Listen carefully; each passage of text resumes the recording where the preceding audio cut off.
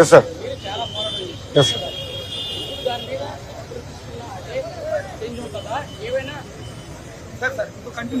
సీట్లు ఉన్నాయి సార్, దీని కంటిన్యూషన్. ఈ ప్రభుత్వంలో సిట్ వేశారు, మొన్న వైసీపీ ప్రభుత్వం సిట్ వేశారు, కానీ బహిర్గతం చేయలేదు. 42,000 కోట్ల భూములు అన్యాక్రాంతం అయిపోయింది. దీని మీద మీరు స్టాండ్ ఏంటి నెక్స్ట్? ఆల్రెడీ కేవలం విశాఖపట్నంలోనే కాదు, రాష్ట్ర వ్యాప్తంగా భూ అక్రమాలు జరిగినాయి. అది అందరు కూడా రిపోర్ట్ చేశారు, మీడియా మిత్రులు అందరూ కూడా రిపోర్ట్ చేశారు, బారింగ్ బ్లూ మీడియా. చాలా స్పష్టంగా చంద్రబాబు నాయుడు గారు కేబినెట్ మీటింగ్ లో కూడా దానిపైన రివ్యూ చేశారు. నిన్న దానిపైన రివ్యూ జరిగింది.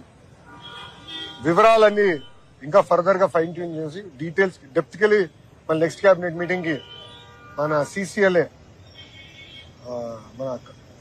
చైర్పర్సన్ మన సిసోడియా గారిని ఆ నివేదిక కేబినెట్ లో పెట్టుకుని ఆదేశాలు జారీ చేస్తాం జరిగింది. సో నెక్స్ట్ కేబినెట్ తర్వాత నేను దానిపైన చాలా స్పష్టంగా ఎన్ని ఎకరాలు ఎక్కడ ఎవడి పేరు ఎన్ని గిఫ్ట్ డీడ్ కింద జరిగినాయి, ఎందుకంటే ఎక్కువ శాతం గిఫ్ట్ డీడ్ కింద ఇచ్చేశారు. మొత్తం వివరాలు ఈ రోజు మేము బయటకు తీసుకున్నాం.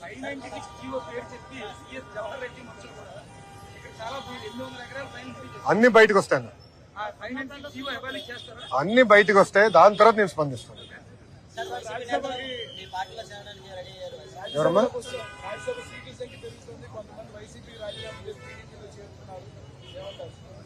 టైం విల్ టెల్ అన్న. ఏం సాక్షి, ఎనీ క్వశ్చన్స్?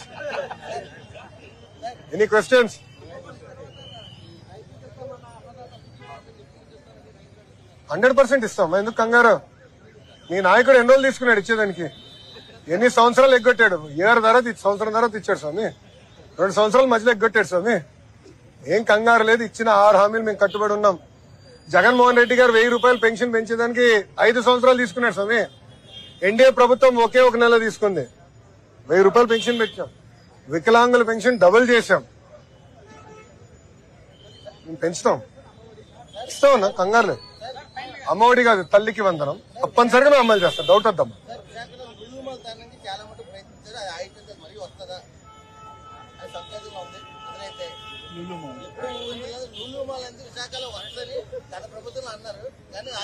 మీ మిత్రుని అడిగా ఎందుకు తరిమేశారు బా?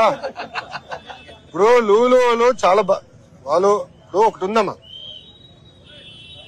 జగన్మోహన్ రెడ్డి గారి ప్రభుత్వం తర్వాత చంద్రబాబు నాయుడు గారు ప్రభుత్వం ఏర్పడింది. చంద్రబాబు నాయుడు గారు చాలా స్పష్టంగా అన్ని నిర్ణయాలు రివ్యూ చేయండి, తొందరపడి గత ప్రభుత్వం ఒక నిర్ణయం తీసుకుందని చెప్పి రివర్స్ టెండరింగ్ పేరుత ఇవన్నీ మీరు ఉల్టా అంటే రివర్స్ గేర్ పరిపాలన చేయొద్దు, దానివల్ల ప్రజలు చాలా ఇబ్బంది పడుతున్నారు, చాలా స్పష్టంగా. అందుకే మీరు చూస్తే ఎక్కడ అలా తొందరపాటు నిర్ణయం మేము తీసుకోలేదు.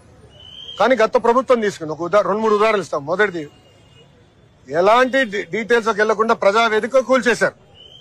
First decision of YS Jaganmohan Reddy, ఎలాంటి డీటెయిల్స్ లేకుండా నోటీసులు జారీ చేయకుండా కూల్చేశారు. రెండో డెసిషన్, సింగపూర్ ప్రభుత్వంతో చర్చించకుండా, ప్రభుత్వం కంపెనీ కాదు ప్రభుత్వంతో చర్చించకుండా ఏకపక్షంగా అగ్రిమెంట్ క్యాన్సిల్ చేశారు. మూడోది లూలు ప్రాజెక్ట్. ఈరోజు సింగపూర్ ప్రభుత్వం ప్రతినిధులు కలిసేదానికి ఇతర రాష్ట్ర మంత్రులు లైన్ కడతారు, అలానే మన క్యాన్సిల్. దాంతో వల్ల చాలా బాధపడ్డారు. మేము ఇంకా ఆంధ్ర రాష్ట్రానికి రాము అని వాళ్ళు అనేసారు. సేమ్ థింగ్ లూలు కూడా చెప్పారు కదా, ప్రెస్ రిలీజ్ ఇచ్చారు. భారతదేశంలో ఆంధ్ర రాష్ట్రం తప్ప అన్ని రాష్ట్రాల్లో మేము పెట్టుబడి పెడతామని ఆనాడు చెప్పారు. ఇప్పుడు వాళ్ళందరినీ మళ్ళీ కన్విన్స్ చేయాల్సిన బాధ్యత మన ప్రభుత్వం పైన ఉంది. ఆ ప్రక్రియ ప్రారంభించాం, కానీ కొంచెం టైం పడుతుంది సార్.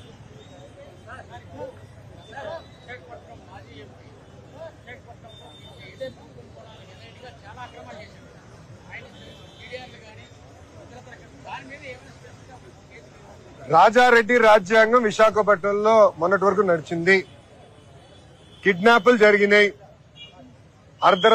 రాత్రి మనుషుల్ని పిలిపించి భూములు లాగేసుకున్నారు. ఉదాహరణ దస్పల్లా భూములు, పోర్ట్లు కూడా లాగేసుకున్నారు. ఇదే విధంగా ఆ పేపర్లో కూడా వచ్చింది. ఇట్లా అడ్డగోలుగా చేశారు. ఇప్పుడు ఒక హీరోయిన్ వ్యవహారం ఎలా జరిగిందో కూడా మనం చూసాం.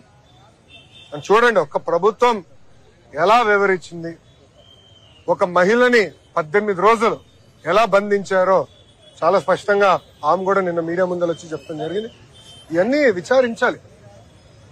చట్టాలంటే కనీసం భయం ఉండాలి, లేదంటే భక్తం ఉండాలి. రెండు లేకపోతేనే దాని పేరు రాజారెడ్డి రాజ్యాంగం. So we will take action. Yes madam. ఒక్క నిమిషం సార్, మేడం గారు అడుగుతున్నారు. అవునా మేడం, అవును మేడం. పాదయాత్రలో అది నేను ఇచ్చిన హామీ నాకు నాకు బాగా గుర్తుంది. అది చివరికి వచ్చినప్పుడు ఆ హామీ నేను ఇస్తాం కూడా జరిగింది. హామీకి నేను కట్టుబడి ఉన్నా. ఆల్రెడీ మేము అధికారులతో వర్క్ స్టార్ట్ చేయించాము. 100% చేస్తాం. ఒక్క నిమిషం. అవును సార్ గురుగారు, 100% స్టార్ట్ చేస్తాం. కానీ నేను కూడా మిమ్మల్ని కోరేది కొంచెం సమయం ఇవ్వండి ప్రభుత్వానికి. ఒక్క నిమిషం దయచేసి అర్థం చేసుకోవాలి. ఏంటంటే ఇప్పుడున్న పరిస్థితుల్లో జీతాలు 1వ తారీఖు నాడు చెల్లిస్తే గొప్ప, పెన్షన్ 1వ తారీఖు ఇస్తే గొప్ప. అలాంటిది చంద్రబాబు నాయుడు గారు సండే గనక 31 తారీఖునే, అంటే 1వ తారీఖు సండే ఒక రోజు ముందలే ఇవ్వండి అని నేను కేబినెట్ లో చెప్పాను. సో అన్ని సెట్ చేస్తున్నాం, వ్యవస్థలన్నీ సెట్ చేస్తున్నాం. ఎకనామిక్ యాక్టివిటీ క్రియేట్ చేయాలా, రోడ్లు కూడా వేయాలా, విశాఖపట్నానికి అభివృద్ధి పనులు చేయాలా, ఫ్లైఓవర్లు కట్టాలా, అండర్ పాస్లు కట్టాలా, అన్ని ఒక పద్ధతి ప్రకారం చేస్తాము. దాంట్లో భాగంగా ఆనాడు బీసీ వెల్ఫేర్ లోన్లు కానివ్వండి, ఎస్సీ సోదరులకి ఎస్సీ కార్పొరేషన్ నుంచి రావాల్సిన లోన్లు కానివ్వండి, నేను పాదయాత్రలో ప్రతి మీటింగ్ లో దాని గురించి మాట్లాడాను. దాన్ని కట్టుబడి ఉన్నా. తప్పనిసరిగా అది ఆ కార్యక్రమం ప్రారంభిస్తాం. సార్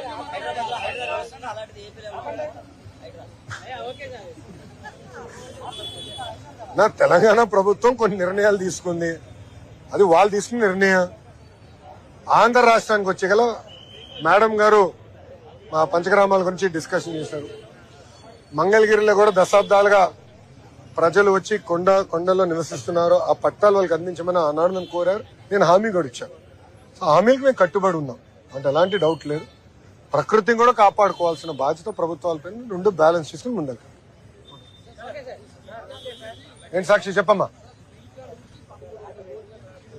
అవును సార్, అవును.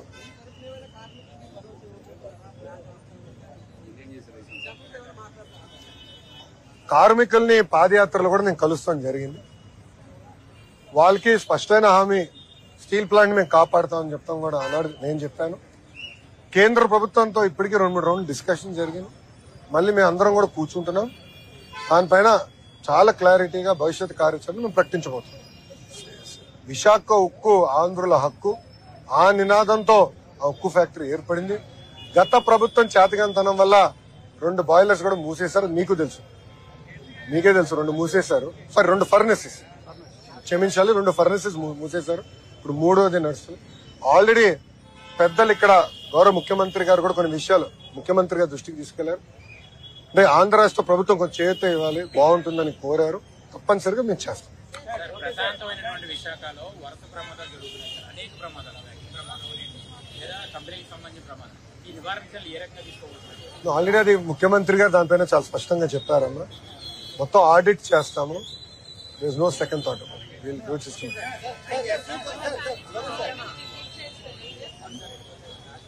అమ్మా అది ఇప్పుడు గౌరవ ముఖ్యమంత్రి గారి పర్మిషన్ కావాలి.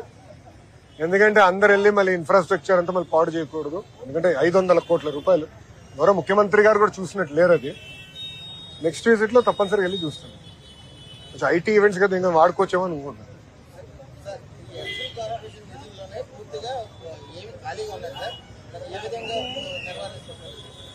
దామాషా ప్రకారం ఉపకులాల వారిగా నిధులు కేటాయించి ఆ నిధులు ఖర్చు పెడతామని ఆనాడు హామీ ఇచ్చాను.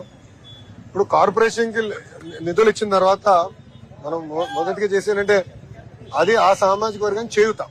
అంటే వాళ్ళు పేదరికం నుంచి బయటికి తీసుకొచ్చేదానికి అనేక మోడల్స్ ఏర్పాటు చేయాలి. సో కార్లు కొనేదానికో, జేసీబీ కొనేదానికో, టిప్పర్ కొనేదానికో అట్లా ఒక మోడల్.